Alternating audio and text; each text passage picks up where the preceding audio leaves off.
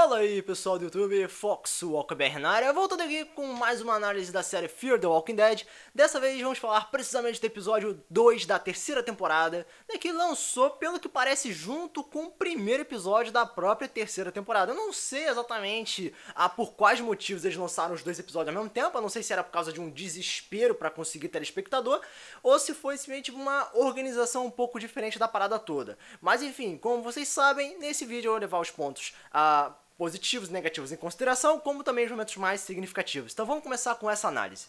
Ok, a primeira coisa que a gente tem que notar durante o progresso do episódio é que, ao contrário do seu anterior, que foi focado somente em uma base, né, que o pessoal achava que era um local de foragidos, uma zona segura, esse episódio 2 se focou em 3 locais diferentes, mas precisamente porque o grupo se dividiu, né, no final do último episódio. Então nós tivemos 3 focos aí. O primeiro era em questão do Travis no helicóptero junto com a Alicia. O segundo foco foi a Madison junto com o Troy a caminho de um local seguro. E o terceiro grupo, né, no caso a terceira fonte de foco, era o Strange e o grupo do hotel, né, que foi realmente algo interessante voltar a ver eles. Mas vamos começar primeiramente falando da historinha envolvendo o Travis, né.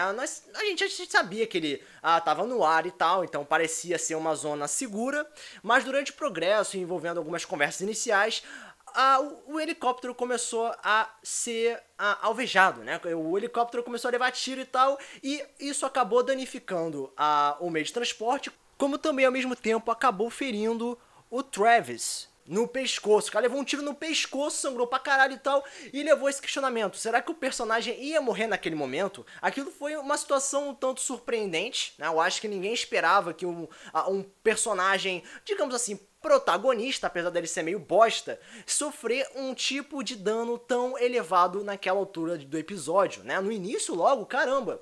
Aí rola, né, toda uma tensão ali, uma cena meio de suspense, uma cena até um pouco dramática, pra no final das contas o personagem ser lançado do helicóptero, né? Ele se joga e acaba, pelo que parece, morrendo, né? Assim, eu pessoalmente acredito que ele não morreu, por 2 fatores. Um, não mostrou o cadáver dele, então não teve uma despedida apropriada, né? Ainda mais por causa da queda, ele provavelmente ia continuar zumbificado, então não foi uma despedida muito apropriada pro mesmo. E segundo, que o personagem tinha uma trama, né? Ele queria encontrar com a Madison, ele tinha uma história, ele moldou uma história com alguém.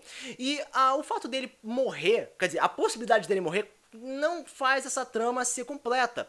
E The Walking Dead já tentou brincar com isso envolvendo o Glenn na sexta temporada. O Glenn tinha uma trama com vários personagens e matá-lo no meio do caminho desse percurso de historinhas, né, de relacionamentos, não ia dar certo. Por isso que trouxeram o Glenn de volta, ou pelo menos fingiram a morte dele. Então, em relação ao Travis, eu consigo imaginar o mesmo tipo de situação. Eles fingirem matar o cara pra depois trazer de volta como um efeito surpresa, né? Então eu acho que realmente o personagem pode estar vivo, e se mataram ele foi um puta desperdício, porque mesmo ele sendo desnecessário pra história, a questão do envolvimento de trama faz isso ficar um tanto questionável. Enfim, logo em seguida tivemos a situação da Alicia sozinha, né, claro, junto com o irmão do Troy, tentando sobreviver na floresta com uma outra lá, uma personagem terciária que não é tão importante assim. O que interessa é, a Alicia estava sozinha, ela era a única do grupo original que estava ali sozinha, né, tipo, não tinha nenhum aliado que ela conhecia, então ela estava numa zona de total desconforto. Mas devido a algumas tentativas de aproximação, não é? O Jake, o irmão do Troy, começa a falar sobre o seu passado, mais precisamente sobre seu irmão, e acaba ficando mais claro ainda essa situação familiar de rivalidade, né? Ou pelo menos de conflitos internos envolvendo ambos os irmãos, tanto o Troy e o Jake.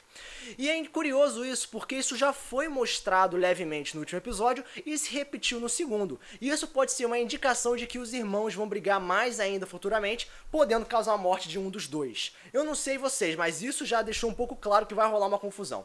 E outra coisa também é a aproximação do próprio Jake com a Alicia, né? Nós sabemos que a Alicia é aquela personagem que gosta de ficar próximos de adolescente, né? Na primeira temporada ele ficou com aquele negão lá que sumiu, quer dizer, que morreu, né?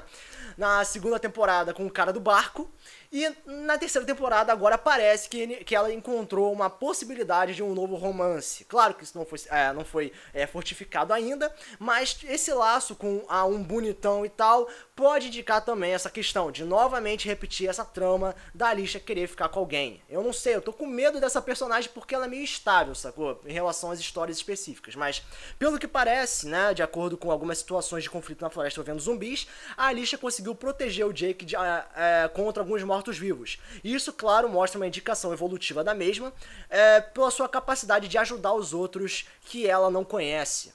Então, ao mesmo tempo que ela matou alguém no final da segunda temporada e portou uma arma branca no primeiro episódio da terceira, nesse segundo, ela se arriscou pra salvar alguém que ela não conhecia. Talvez pra manter a sua sobrevivência com a ajuda de alguém próximo, ou talvez apenas por ter criado um laço com ele, não interessa. O que interessa é, a personagem, nessa temporada, pelo menos nesses 2 episódios, demonstrou uma evolução inicial um pouco destacável. Então isso já é interessante pra personagem em si e sua imagem evolutiva. Bom, em relação ao grupo da Madison, né, que é a Madison, o Nick e o Troy e companhia, eles acabam chegando numa base, no meio do campo, um lugar um pouco pequeno, sem muitas defesas, mas que servia como um local temporário de segurança. Em relação a essa zona, não teve muita coisa, foram apenas conversas para tentar explorar mais a questão da organização geral. Eles encontraram com o pai do Jake e do Troy, mas realmente não teve nada muito aprofundado, foi apenas conversas sobre o local em si e nada demais, não teve nenhum conflito.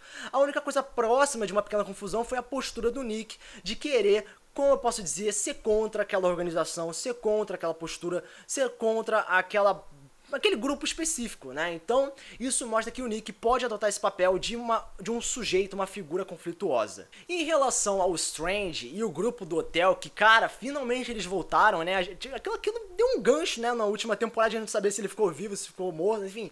O que interessa é, o Strange voltou, legal, maneiro, e ele adotou uma postura de ser médico. E isso é curioso, né, porque isso mostra uma total mudança de postura do personagem, porque antes ele não estava atacando um foda-se, aí ele queria ajudar o grupo, e agora ele tá ajudando um grupo que era contra a presença dele lá, querendo ajudar pessoas estranhas, então ele adotou aquela postura de camaleão, né, de poder se aderir a um tipo de personagem para poder manter a sua capacidade de adaptação em busca de sobrevivência. Então esse tipo de postura do personagem parece que voltou às suas origens da primeira temporada, né, uma pessoa que tá sabendo se controlar emocionalmente para conseguir manusear o meio e ser alguém que os outros gostariam que ele fosse. Então é interessante porque parece que o personagem voltou a ter um controle mental, voltou a ter um controle mental significativo. E aí no progresso do episódio ele fica ajudando algumas pessoas e tal, mas depois o grupo do hotel meio que decide expulsar ele.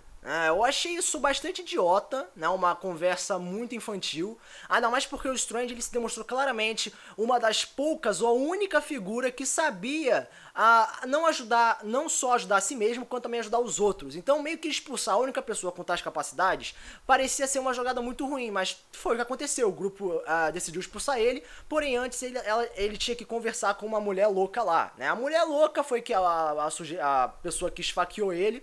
Assim, foi uma conversa interessante envolvendo a questão de gerações, de conseguir se importar com como eu posso dizer, o progresso evolutivo, pra no final das contas a mulher louca simplesmente se matar. A cena de suicídio foi, como eu posso dizer, um pouco previsível, mas foi legal. No final das contas foi apenas isso, ele pegou o carro e foi embora. Não teve realmente nada demais em relação ao Strange, foi apenas um papinho sobre evolução e ajudar os próximos, pegando o carro, vazando. Olha, só isso. Não teve nenhuma relação com nenhum outro personagem protagonista. Bom, no final das contas, esse foi o papel de cada grupo, né, cada um dos 3 grupos, pra no final ter uma colisão de pelo menos 2 deles, né? Quando teve a colisão foi uma coisa um pouco forte, né, porque a Madison finalmente ia receber a notícia da morte do Travis. E esse momento foi muito curioso pra mim, porque finalmente a gente ia ter uma chance de explorar a questão, a capacidade de atuação da atriz que faz a Madison. Porque nós sabemos que a Madison é sempre uma figura fechada, né, com a mesma cara, sempre, tipo, ela não tem muita flexibilidade. E ali tinha a perfeita oportunidade para ela demonstrar o contrário. E o que aconteceu? Nada. A atriz manteve a mesma cara, manteve a mesma feição, nem chorou, nem ficou louca, não. Ela simplesmente falou, ai, morreu, que triste. Ok, vamos falar do Nick agora. Puta que pariu, Madison, você é uma personagem escrotamente inflexível, sacou? A atriz é uma bosta, eu não consigo, sério, eu não consigo aceitar essa atriz sendo uma atriz. Como é que ela conseguiu chegar no Fear the Walking Dead? E viu, vocês perceberam, cara, ela falou no episódio anterior que amava o Travis. Aí quando recebeu a notícia da morte dele, sacou? Ela tá com foda-se. Emocionalmente ela tá com foda-se. O Rick Grimes com a morte da Lori foi muito mais forte, sacou? Deu de 10-0 com a postura da Madison, rapaz. Então ficou uma coisa muito... Cara, não ficou inaceitável. Mas o bom, pelo menos, foi a cena seguinte, foi a questão do Nick evoluir aquele papel de postura de conflito, né, ameaçando atirar no Troy para proteger a Luciana. Foi um momento muito mais interessante, né? Enfim, rolou lá os probleminhas e tal, pra no final das contas a Madison simplesmente falar que se depender da situação, eles vão tomar aquele local e sobreviver. Aí eu me pergunto, Madison, custa você seguir as regras? Custa você ficar caladinha e, sei lá, tentar se adaptar ao meio em vez de querer atrapalhar a vida dos outros? Né? Porque eu não entendo porque eles querem acabar com aquela organização toda, sacou? Eu não encontrei motivos suficientes pra eles realmente quererem fazer isso. Bom, de qualquer maneira, o episódio eu achei legal pela questão de flexibilidade de espaços, mas em cada zona não teve lá uma grande coisa, né? A questão do Strange foi ajudar alguma galerinha, teve uma conversa e ir embora. A questão da Alicia foi salvar o cara dos zumbis, voltar pra Madison. Em relação a Madison, foi ter uma conversinha com o pai do Troy sobre a questão geral e não ter mais nada demais. E a questão do encontro, nós tivemos uma puta decepção de atuação pra ter pelo menos algo chamativo, que foi a atuação do Nick. Então, e também teve a pseudo-morte do Travis, que eu considero pseudo porque a gente não tem confirmação, e eu considero que ele esteja vivo, né? Eu não acredito que aquilo seja uma puta despedida do personagem, que foi uma grande bosta. Então, como nota, eu vou dar uma nota 7. Eu acho que foi um pouquinho inferior ao episódio anterior, mas manteve aquele nível mediano clássico do Fear the Walking Dead. Então, galera, essa foi minha análise a respeito do episódio 2 da terceira temporada do Fear the Walking Dead. Se você gostou do vídeo, você pode curtir, compartilhar, aumentar, fazer qualquer coisa para ajudar o canal a crescer. Então, esse foi o vídeo. Foca sua cabeça para mais um vídeo. Valeu!